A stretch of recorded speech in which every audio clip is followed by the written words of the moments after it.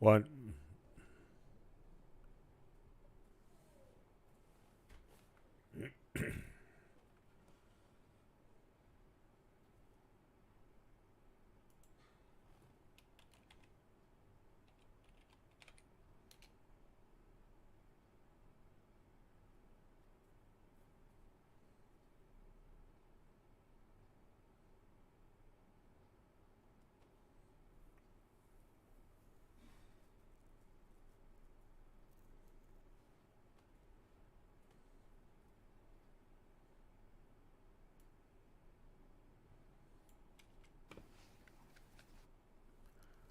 Well, I'm not actually sure if anybody's watching me, but I can tell you what I'm doing here.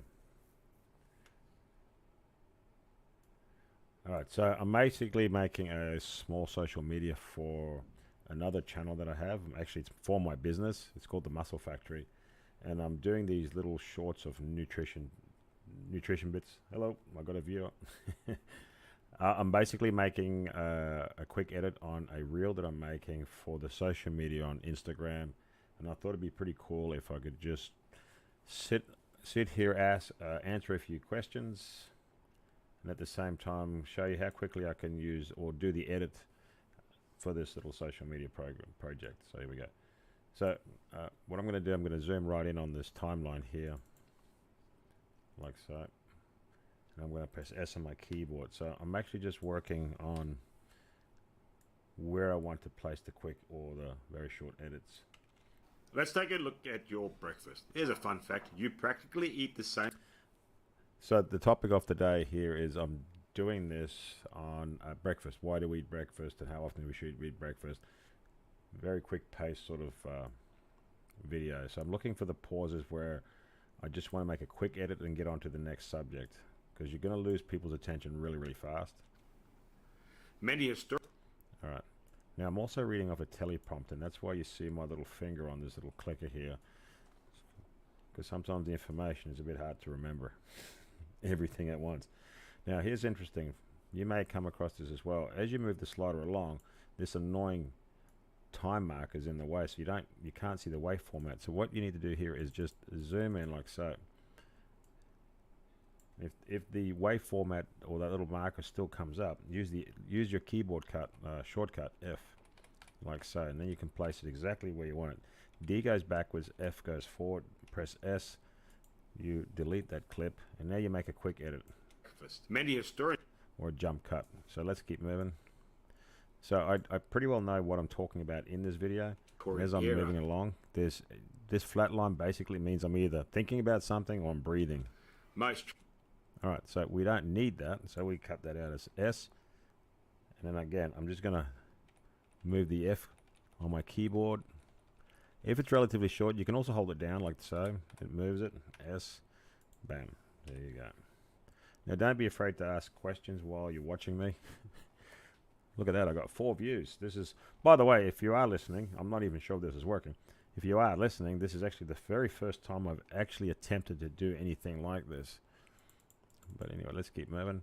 So again, I can see the wave format, and that means here I'm about to either think or do nothing at all. So you can see here I'm just thinking about it, readjusting it. So again, I don't need to see that. S, hold down my F key. I can even do this, make it a little bit faster, I guess. There you go. S again. And I practically just move along the keyboard the whole time I'm doing this. Here's another one. S. Again. Now, here's going to be something interesting. The thumbnail is going to be in the way of the format or the wave format. So I need to zoom in on this so I get to see that bit more clearly. So you've got to start learning how to use your shortcuts or your keyboard shortcuts, because it does speed everything up quite dramatically. Because if you're trying to edit any video, the faster you can do it, the better it is, because statistically a 1 minute video to edit, it can take up to 3 or 30 minutes. So if it's an hour, you're going to be sitting there editing a really, really long time. The invention of cheap processed foods like cornflakes. There you go. Like cornflakes. Now, Now, see how I say now a lot, and it's very annoying to me, and I think it's very annoying to people. Now. So I don't really need to have that word now in there, so I can also just cut that out. When we're making videos and we're doing monologue like this, we're quite often using things like ums and ers and ahs, and it's totally unnecessary, and it just makes you sound like you're not really sure what you're saying. Cut them all out. Again, S on the keyboard. Let's remove that. Let's keep moving. Cornflakes was released in 1894, and believe it or not, a health product. All right, you can clearly see there's a really long pause here, so let's just cut that back out. And this is all I do. No matter what video I'm making, this is all I do. I actually use the wave format so I know where to make my edits.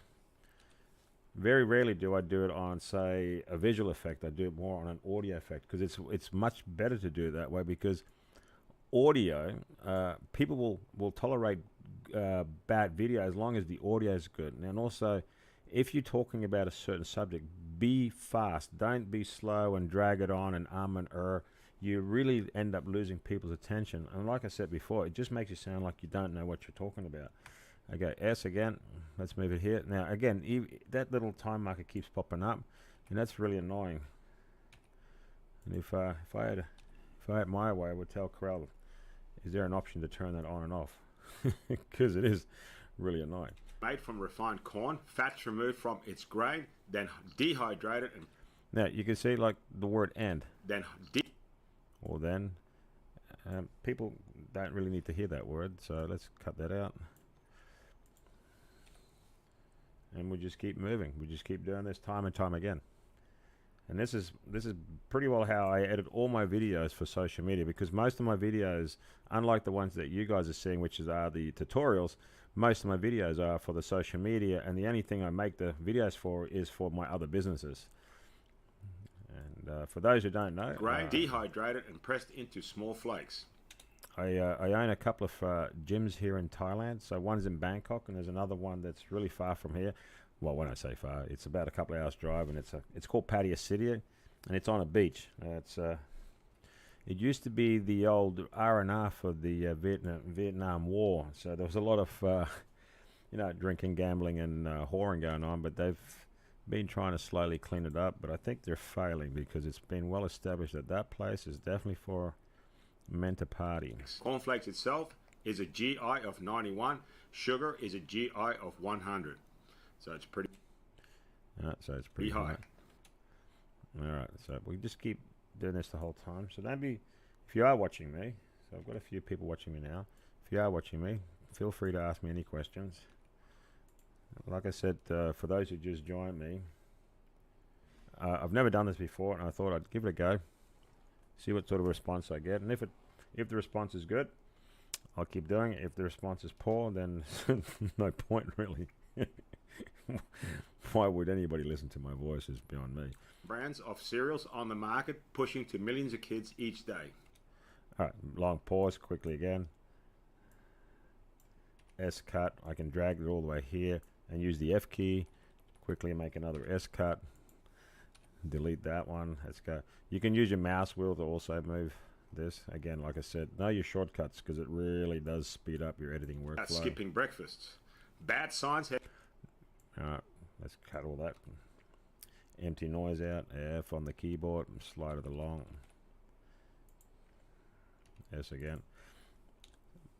Alright, so you can see where this is heading. So it's not a really long clip. The whole clip itself is about 3 minutes long. And I've already done this before. I'm just going through the same process again, just to show people how I quickly edit things like this. The end result was about 1 minute and 30 seconds, I believe, or 1 minute 24 seconds to be exact. So there's a lot of waste that you put in videos, and you don't even realize it. So if you're uploading and there's a lot of dead space and ums and ers, you will really lose a lot of people. Bald Gamer, howdy. Hey, let me guess, you've got no hair. I'm just that's just an observation I've made. Let's keep moving. Also, for those who just joined me, or for who know very little about me, because obviously why would anybody know anything about me, I'm actually a certified nutritionist. I've got a master's in nutritional science. And that's a great advantage to have when you're also operating a gym. So one of the big things I do is I treat men, particularly older men, 40, 50s and over, with metabolic issues. Not on my head. Let's just leave that one alone. Not on your head. Yeah, so most of the time I work a lot with the older gentlemen with nutritional deficiencies. So here's a fun fact. Every chronic disease you die from actually is a nutritional deficiency due to inflammation. So there you go, even cancer. Let's keep moving. Here's another fun fact for everybody who's watching me currently.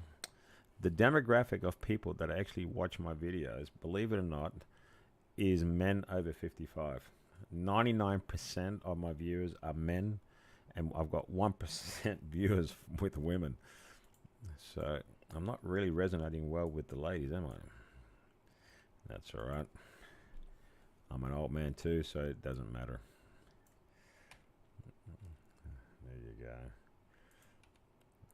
Just getting rid of all this dead space here. Again, we'll get rid of this one here. And that should be the last edit I make. So this is how quickly I can make a 2-minute video, very short. So this one's a little bit longer, 2:22. So I think I'm distracting myself talking to everybody here and then trying to figure out how to edit at the same time. Again, for those who are just watching, I'm trying to make an edit, but this little thumbnail is blocking my view, so I don't know where to make the edit. So what I'm going to do, I'm going to zoom in on that. And as you can see now, the thumbnail has moved away and I can see the waveformat much better. And again, I'm going to use the F key like so. S on the keyboard and delete that dead space. Hello, what's this?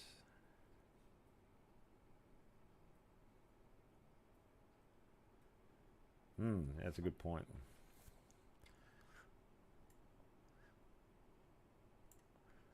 So I originally started this YouTube channel about, I think it was in 2014.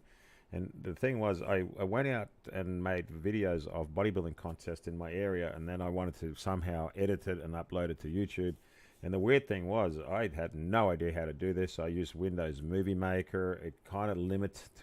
I saw things on YouTube that I wanted to try. It limited my ability to do that. So I started researching about software, and I came across Corral. The reason why I chose Corral, oddly enough, many high-end websites kept favoring like one of the best intermediate or beginner levels video editing software. So I went for it.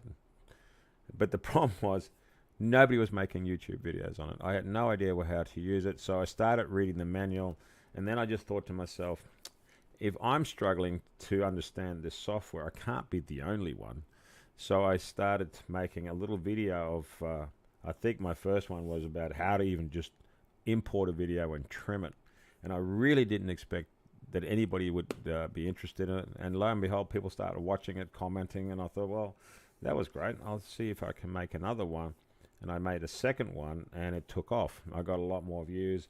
And that kind of snowballed it. And I figured, well, if it's not hurting what I'm doing, like business-wise, why not make more of these?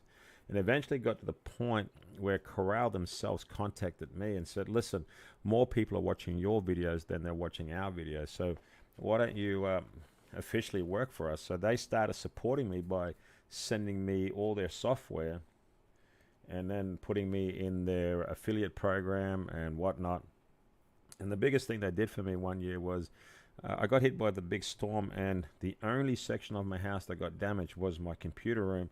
And my entire computer system was destroyed. It was gone. And I told them, I said, look, I don't think I can be making videos for a while because of what happened. And they were really nice. They said, well, how much would it cost to replace? And I gave them a ballpark figure, and they said, well, go out and buy it and we'll pay for it. So, you know, that was pretty good on their part. And ever since then, I've been making these videos. Now, for those who did follow me from the day one, you saw that I also just disappeared about 2000 and I think it was 16, 17. I stopped making videos.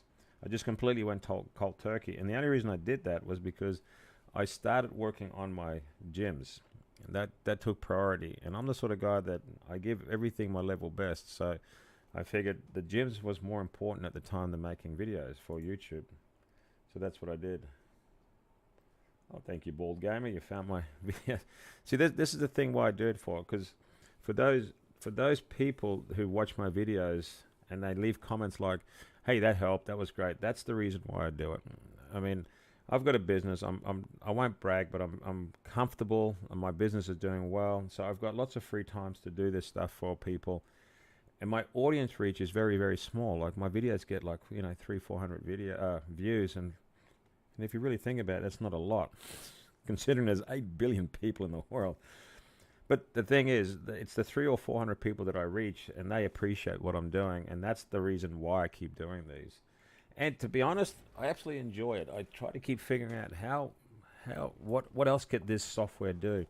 And I genuinely believe most people aren't even aware what the capabilities of the software is. They constantly compare it to Premiere Pro and DaVinci Resolve, and they haven't really given this one a go at all. And every week or I think I put out 2 videos a month. I keep pumping out videos and showing things that even Corel themselves wasn't aware that it could do. So I'm pretty sure they've got a software and gone, well, I hope people buy it. And I think 90% of what's in that software people won't even use, and they use the basic editing techniques and tips and tricks. But hopefully I can show you more. So if you have been watching me recently, I'd recently introduced you to another software called AE Juice. They reached out to me and asked me if I wanted to join their program. Now, I've been approached by multiple companies to try and push their software, and none of them, I'm very selective and go, yeah, that works, yeah, that doesn't work. AE Juice came across to me. They were able to give me something that would add or enhance the videos that I was making, and that's where I saw the value. So that's why I started. So that's my video. I think the last video was AE Juice, and I was basically introducing you to the software. And again, the Corel Video Studio is a standalone version, and most big companies like Premiere Pro and Final Cut Pro, they have these plug-in features. We have them here with the new Blues, but it's very limited. But it doesn't stop you from incorporating other people's software that works well with the Corel Video Studio. But I just genuinely believe most people aren't even aware that they're out there. So hopefully I can bring more of that to you. All right, let's go back to what I'm doing here, because I'm pretty sure you're not here to listen to me ramble on. What I'm going to do here is I'm going to do a very slight color grade here. So you can see I didn't use any backlighting. And backlighting, normally what it does, it puts a rim light on your shoulders, so it separates you from the background. And I'm wearing a black t-shirt and my background is black, and I didn't separate myself. And that's just a setup mistake that I make. So I can't really fix much in post, but what I can do is I can add a slight color adjustment to this. So I'm going to go to the FX filters, and I'm going to use something like a slight tweak in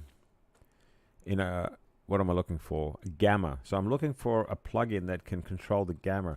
So now what gamma does, it takes the colors or the contrast of the tones only in the middle, and it adjusts them. And I think that what I would use is something maybe like color balance. Let's drop that in, have a quick look. Filter, color balance. So no, these only works on your red, greens and blues. That's not what I want. Let's go again. Yeah, you can also just use the I'll show you something pretty neat actually. A lot of people don't actually understand what the standard or the basic function can do. Now look at the auto tune. If I enhance that, see how that immediately pops out, and it's quite good. The only problem with the auto tune is I'd have to singularly apply it to each clip on the timeline, because I can't copy auto tune onto the other clips, and that's really frustrating. Even if I group it, it won't work. So that's not going to work for me here. So I have to go back to an FX filter.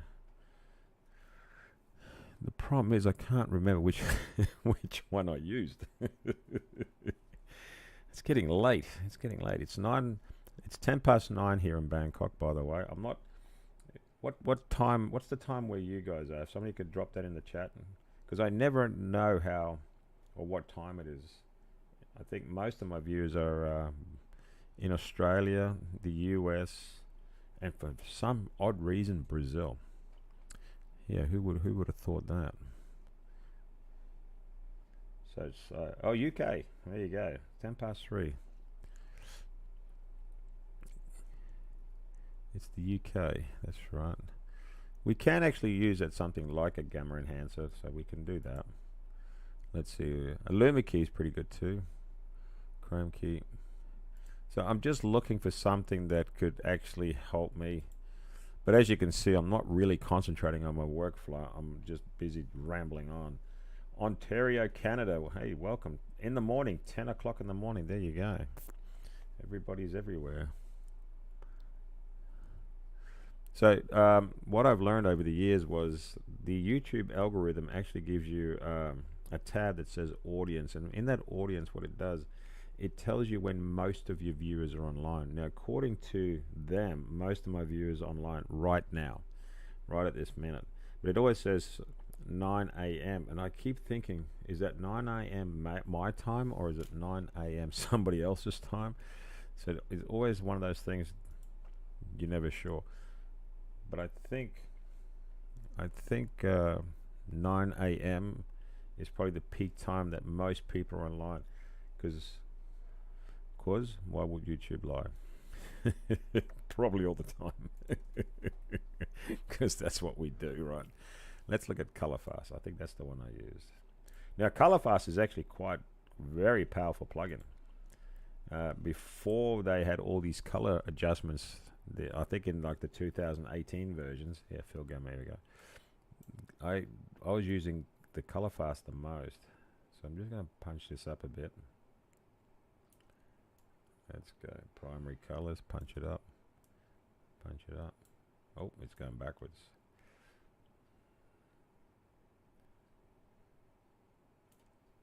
For those who are just joining me, here we go. So that looks good.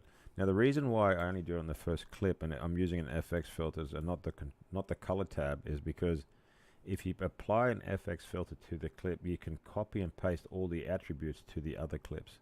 I'm going to press OK. I'm just making a slight adjustment purely for the sake of showing people. Did I say that correct? Or did I just use a lot of S's? Now here what I'm going to do. I'm going to hold down the Shift key. And I'm going to click on the last clip. And I'm going to go back to this clip here. I'm going to copy all the attributes. You see what I did? I didn't group it. That's why it looks weird. Anyway, it doesn't matter. And now I'm going to paste all the attributes. Now you see all little stars have popped up. That means they've all been applied. You can also group it. So you can right click it and group it like so. And now it's just one film instead of like multiple sections of the film. So that's kind of neat, I guess. So we're almost there. It looks pretty good. Foods for breakfast years on end. Historically, we ate leftovers from... And that's how I basically make the quick edits. But like I said, the only reason I did this was to experiment to see with the live stream. And if the live stream does give me some positive results, then I like to make more of these. And this is where a lot of people can ask me questions. Hopefully not about technical stuff like, hey, my computer's not working, because that's not what I'm about. But if it's something about video editing and clips and, or how do I do this or how do I do that, then I'm more than happy to answer the questions. I think we're just about here. Now, when it comes to sharing, like the export files, Peru, look at that.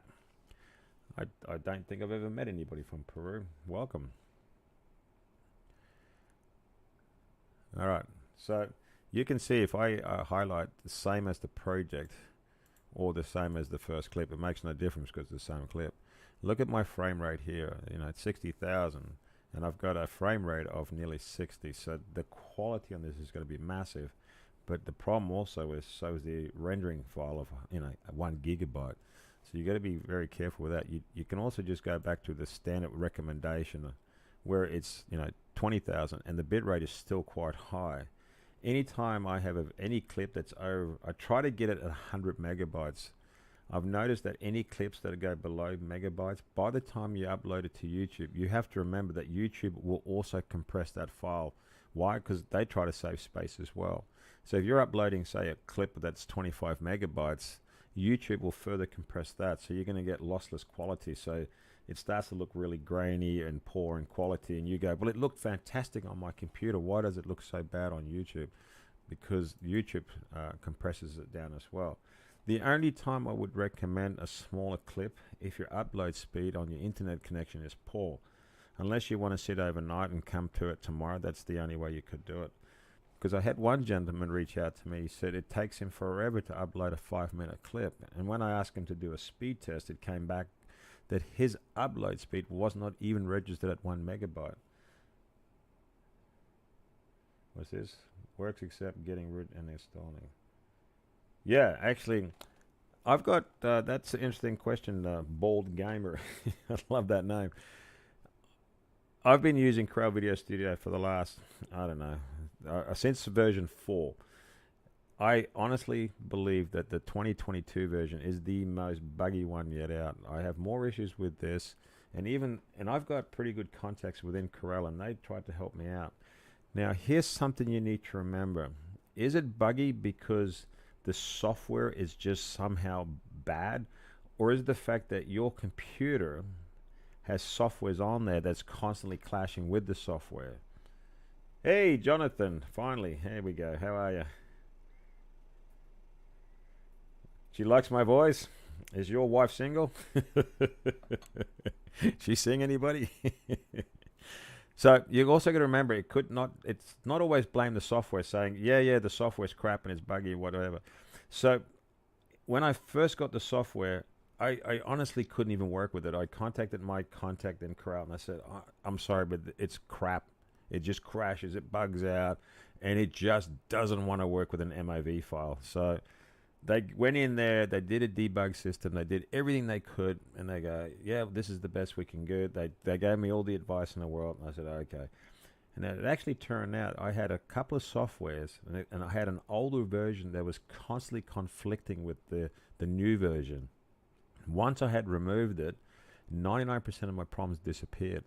So at first I was blaming the software, going, oh, it's crap, it's the worst one they've ever made. And then I realized it was conflicting with another software. So it wasn't the software, it was the confliction of another software within my system. So sometimes, let's look outside the box, right? There we go.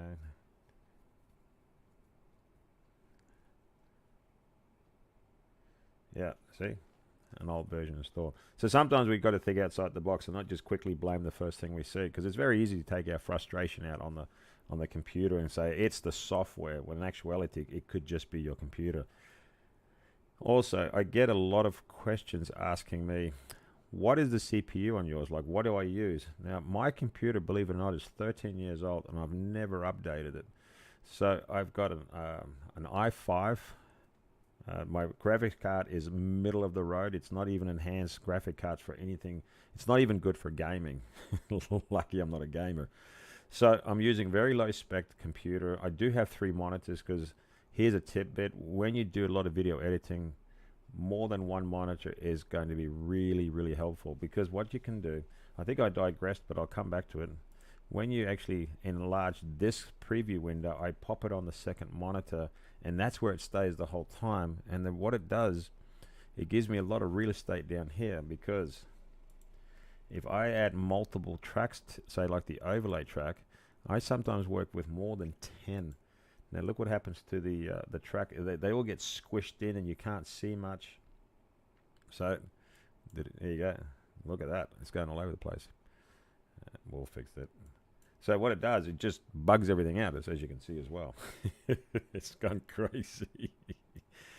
Here we go. That's all right. Let's set that back. But my point basically was, because I know why I was doing this. I've got the OBS open on one monitor, and it just basically pushed it back to this monitor. So that's not Corel doing that. That's the OBS system that I'm using. Let's go back into... Let's just go back into the restart of the original. Oh, I've pressed the wrong button. I've pressed for help. I'll sort this out, ladies and gentlemen. Don't you panic. Why is my cursor going on this? Anyway, it doesn't matter. I completely messed it up on my computer. It doesn't really matter. But my point was, by dragging the actual, like, it's still thinking about everything. It's by dragging it onto the second monitor, it gives me more real estate to work with down here. And that makes, again, the attention to detail, like the little things that you normally wouldn't pick up because it's such a small preview window. And then all these tracks are so squished in that you can't see what you're doing. Makes it really fun for everybody, which is not good, I guess. I think under settings there's an option to restart view. Yeah, there is, but I'm kind of trying to talk and do things that I'm not very good at multitasking. I thought I'd just tell you that. I think it's basically in the help. Now I've really screwed it up. It's falling apart. She says she could be single. Wow, look at that. I've got a chance. Thanks. Anyway, I'll sort this out later. It's no big deal, I guess. I'm not concentrating because I'm talking too much. But anyway, there you go. So, but listen, wow, I'm getting quite a few views. Great for that. If you've got any questions, it could also be personal things like, why do I live in Thailand? Very simple. It's fantastic here. That's why. No. So I am actually Dutch, and most people think I'm an Australian, which is pretty confusing. I think it's because I have an Aussie accent. Which the weird thing is, when I went to the US, everybody thought I was an American. And I thought that was kind of weird because I only been to the US, I think, twice. Twice in my entire life. And then they said, oh, you must come here a lot. And I'm like, no, why? And I said, you sound like us. And I'm like, oh, okay. Yeah, see, there you go. I thought you were Australian. No, I'm actually Dutch. But I did go to school in Australia for a period of about 10 to 11 years. My mother immigrated from Holland to Australia. I never felt comfortable in Australia. I just didn't belong there. So I ended up, when I was 21, I moved back to Holland.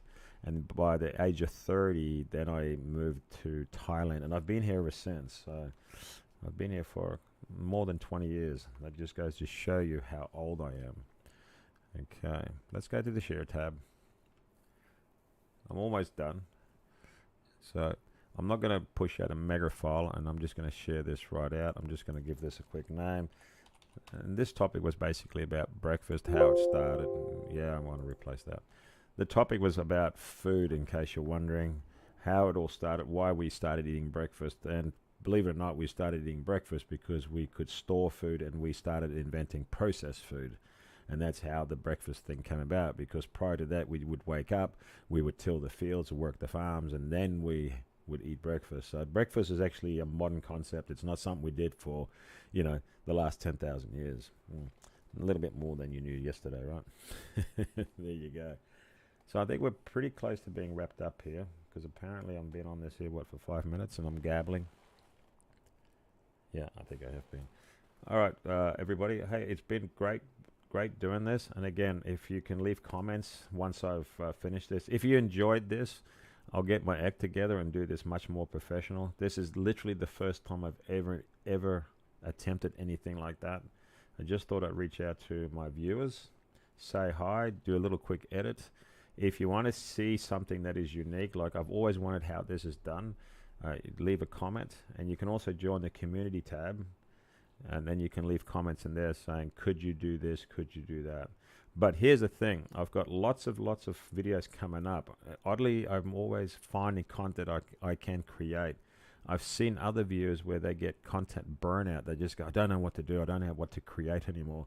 I have the opposite. I've probably got about 4 or 5 videos already lined up, and like I said, I try to release 2 videos a month. So hopefully I've probably got enough videos for the next 4 to 5 months. So fear not, you'll be hearing my annoying voice for much longer. I'll tell YouTube for a couple of hours before breakfast. There you go. All right, my folks, and like I always say in my videos, as always, thanks for watching.